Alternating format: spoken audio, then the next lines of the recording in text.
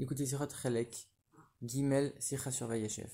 Dans la parasha de Vayeshev, on voit les deux rêves de Yosef, qui sont quand les gerbes des frères se prosternent devant sa gerbe de blé, et quand les 11 étoiles, le soleil et la lune, se prosternent devant lui.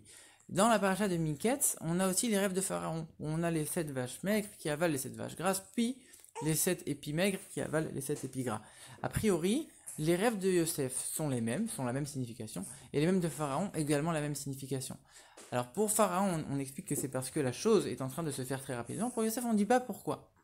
Et on sait que chaque chose dans la Torah doit nous apporter un enseignement de notre service de Dieu. Les différences déjà entre Yosef et Pharaon, on voit tout de suite que Yosef, il y a le matériel et le spirituel, les gerbes de blé, le soleil, la lune, etc. Alors que Pharaon, on a uniquement des choses matérielles, les vaches et les épis de blé. Plus que ça, chez Yosef, on monte d'abord la terre et après le ciel. Chez Pharaon, on descend d'abord l'animal, après le végétal. Ça, c'est la première différence entre un juif et un non-juif, c'est que le juif, il a toujours un lien avec deux mondes, le matériel et le spirituel, contrairement au non-juif qui n'a de lien qu'avec ce monde matériel. Le rabbi précédent, quand on lui a mis un revolver sur la tempe, il a dit « J'ai pas peur de cet objet, ceux qui ont peur de ça, c'est ceux qui ont plusieurs dieux et un seul monde. Moi, j'ai plusieurs mondes et un seul Dieu. » Ça veut dire que chez le juif, le matériel et le spirituel ne font qu'une seule et même chose, c'est la continuité d'une même entité. C'est la même chose dans le service de Dieu, on a besoin de matériel, on a besoin de spirituel, on a besoin d'être en bonne santé, mais on a aussi besoin de faire énormément la volonté de Dieu et de faire tout ce qui est purement spirituel. D'un autre côté, on a besoin de boire, de manger, de dormir comme il faut pour pouvoir servir Dieu correctement. Et si on le fait avec la bonne intention, même si ce sont des actes matériels, ça prend une tournure spirituelle. C'est une seule et même entité chez le juif. Et ça, on le voit même chez les juifs les plus simples, comme l'histoire du rabbi Marash qui a envoyé ses enfants demander au majordome « Est-ce que tu as mangé aujourd'hui ?» Il a dit « Oui. » « Est-ce que tu as bien mangé ?» Il dit « Oui. » Et il dit « Pourquoi tu as mangé ?»« Pour servir Dieu. » Non, il a dit « Je veux manger pour vivre. » Il dit « Pourquoi tu vis ?»« Je vis pour servir Dieu. » Et il a soupiré. C'est-à-dire que c'est évident chez même le juif le plus simple que quand on fait des choses matérielles, c'est uniquement pour servir Dieu. Et il a soupiré parce que même ça, il savait qu'il ne l'accomplissait pas de la manière la plus parfaite. De manière détaillée maintenant, dans les détails des rêves de Yosef, qu'est-ce qu'on peut tirer? On voit que le premier rêve, les frères rassemblent des gerbes de blé pour faire des fagots. On est dans le champ, on est dans le monde matériel et on doit travailler. Ça veut dire que déjà, pour le service de Dieu, il faut savoir qu'il faut travailler. Tout ce qui vient sans effort, ça relève des forces du mal. Les forces du mal, pour chuter, pour fauter, il n'y a pas besoin de faire des efforts. Par contre, pour servir Dieu, pour s'attacher à Dieu, là, tout de suite, on demande beaucoup plus d'efforts. Il faut savoir que le début de tout, c'est de travailler, de faire des efforts.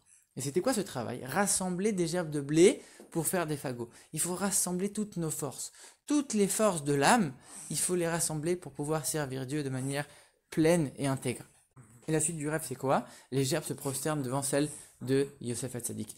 Il faut savoir que dans chaque génération, on a un chef du peuple juif, on a un rabbi, on a un nassi, auquel il faut s'attacher et il faut suivre ses directives. Même si on a un service de Dieu qui est parfait, ça suffit pas, il faut se lier et se soumettre au chef du peuple juif de notre génération. On donne l'exemple d'un corps, de la même manière que dans le corps, il y a plein de membres, il y en a plein qui sont très importants, mais le membre essentiel, c'est la tête, puisque si la tête ne fonctionne pas, rien ne fonctionne.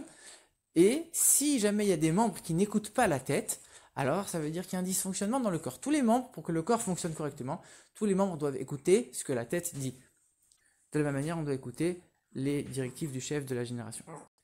Et là, on est uniquement dans le premier rêve, dans le niveau matériel, mais quand on passe au second niveau, c'est un niveau où on est purement spirituel. Le service de Dieu, il est purement spirituel, on est sorti de toutes les limites, de tous les voiles qui sont imposés par le corps, par l'âme animale, par le monde, par toutes les limites matérielles. On est complètement sorti de toutes ces limites-là, et on est à un niveau qui est purement spirituel.